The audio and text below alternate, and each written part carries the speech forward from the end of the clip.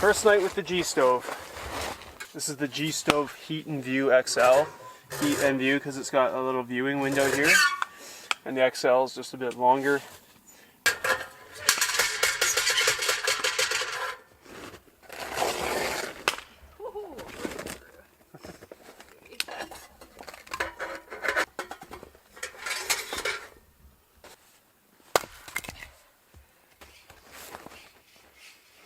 There. Oh, that's a good feeling. I'm loading it up with some birch bark, and then I've got this really fine split stuff that I split with a hatchet. It's a small little stove, but it's supposed to be pretty airtight and efficient, so we'll see how true that is.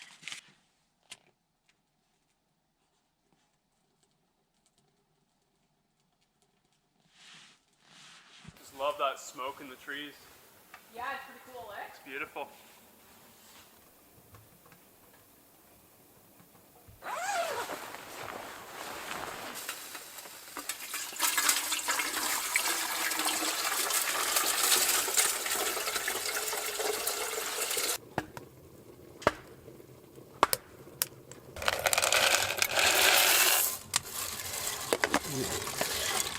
So every time we open the door, it's smoking us out. If the flue is open, the pipe is getting red hot, which I would imagine is not good. So we got this heat gun. Canvas, 68 degrees Fahrenheit. Why even Fahrenheit? There. This is Canada. Okay, 25 degrees. The pipe right now, which we've let cool while we damper the stove. Hard to see these numbers on the camera. Not that hot. It says 100 degrees Celsius. The stove itself, 162. It was just quite a bit higher. Oh no, it was in Fahrenheit, that's why. We're hungry. We don't have any energy. It's taken forever to cook this thing. Our old stove got way hotter than that. It was much larger. Okay. Interesting. I have serious doubts about this stove if it's minus 30.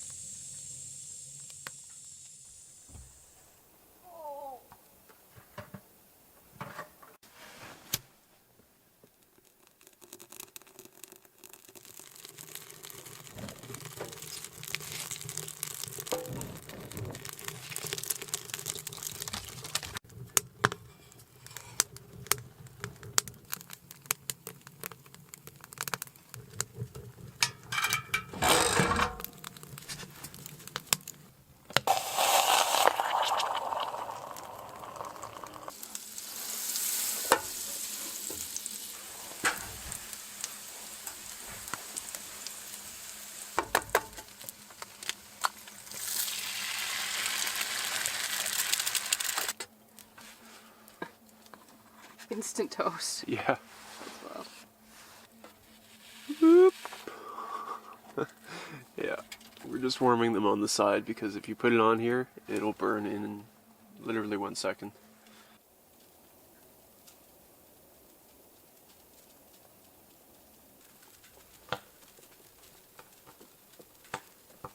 It's very mild out this morning. I'm betting it's close to 0. Oh, still minus 5 or 6. The overnight low was around minus 10, minus 11, but that was at 11 p.m. oddly enough.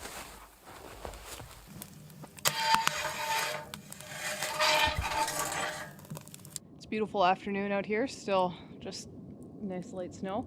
I'm starting to pack up. I've taken the stove out and the pipes apart. I'm going to clean the pipes using just a branch of balsam or something to get the creosote out.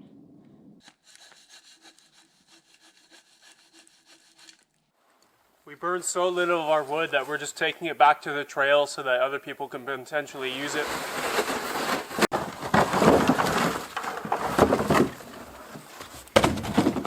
The smaller stove just needs so much less, especially because it's more airtight.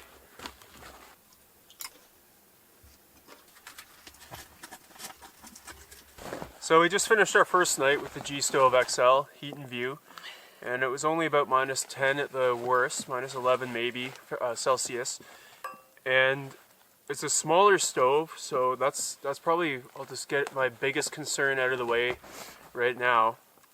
If it's minus 30, minus 40, I don't think the stove is going to keep up with that cold, especially in a decent sized tent like this. This is an 11 by 11 canvas tent, so if you're in like a little teepee tent or something, maybe, but in a tent this size, that's my main concern right out of the gate. But things we liked about it a lot, number one, it feels like good quality. I do feel like nothing about it made me feel like it's not going to last. Like, it's just rock solid. It's attractive. I mean, it's nice to look at. The nice little viewing window. We really enjoyed that. Our old stove didn't have that. Most portable wood stoves, I don't think, have one. So that was quite nice. These side arms, they're nice for drying things out or keeping a kettle warm but not boiling. What else did we like? The little ash scraper. The ash scraper's nice, yeah. Yeah. And it's handy for poking the fire as well. Yeah. Yeah. The damper on the front. Yes. It was really nice. And love how you can control it in different ways. yeah. It's an oval on the back, so the damper on the front is a circle, but the actual back piece is an oval with different size slits in it. So if you turn it different ways, you can get larger or smaller openings for your draft. Yeah. That was nice.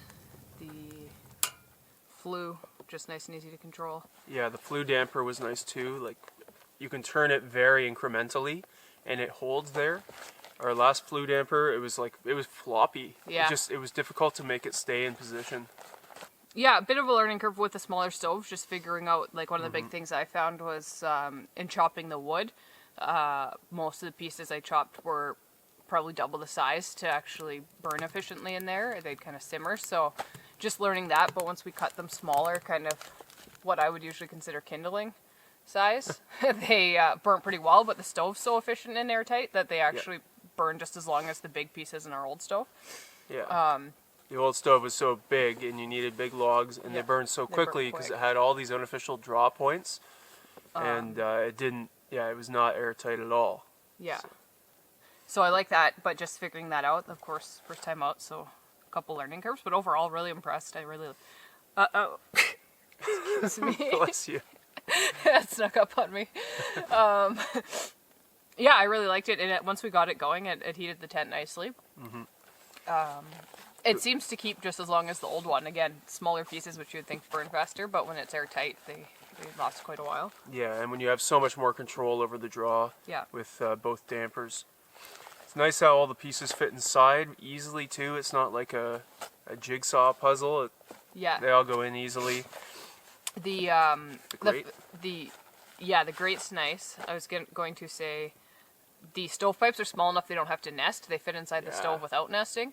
And nesting seems nice, but we hated it. It made them filthy. If they got warped at all, it was sometimes hard to get them out, especially when it's cold out, having to like touch the pipes and try and pull on them.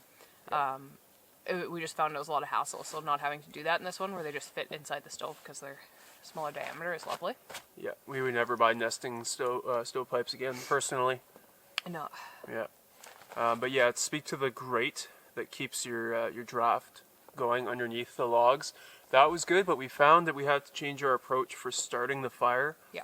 Normally in our old one, we laid down some bigger logs on the bottom and then built a fire on top of that. Putting those logs on the bottom really seemed to stifle the draft that is supposed to be created by having that grate. So next time we'll start with just, I think, only small stuff. Yeah. And then once that gets going, well, small, like, I don't know, no bigger than this. Yeah. We'll start with that, and once it's going, then we'll start building bigger. But it's a smaller stove, you gotta start smaller. That is one downside of a small stove as well. You can't just build a roaring little fire in there. Like, it's pretty intricate, and you have to be a bit more strategic about it. You can't just throw it all in, chuck it all in there, and then it's just gonna burn because there's so much fuel going all at once. That's not the case with this.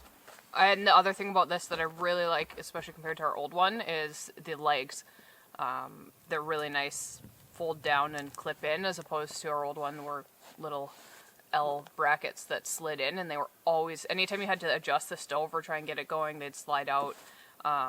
It just wasn't as sturdy, and this is really nice. Yeah, it might be really nice if they had, if you could adjust the leg height a little on one side somehow, if they had a different hole to put the little key through, because we had to wedge some wood under it here. But yeah, that's not a big deal. You can always wedge a little shim under there. That's fine. And I mean, when there's more snow too, it's not too hard to make a even ground. Yep. I guess once it melts, though. Yeah. But yeah, that's overall. I'm a bit of learning curve, but I'm impressed. I think just with the quality, like how good quality it feels. Yeah, we're just gonna have to wait and see when it's minus 30, minus 40, and take this out and have a good backup plan and good sleep system in case it isn't enough. I really don't think it's going to be, so we'll see on that. But otherwise, it seems like a pretty solid piece of kit. Yeah. All right, let's pack up. Okay. Get out of here.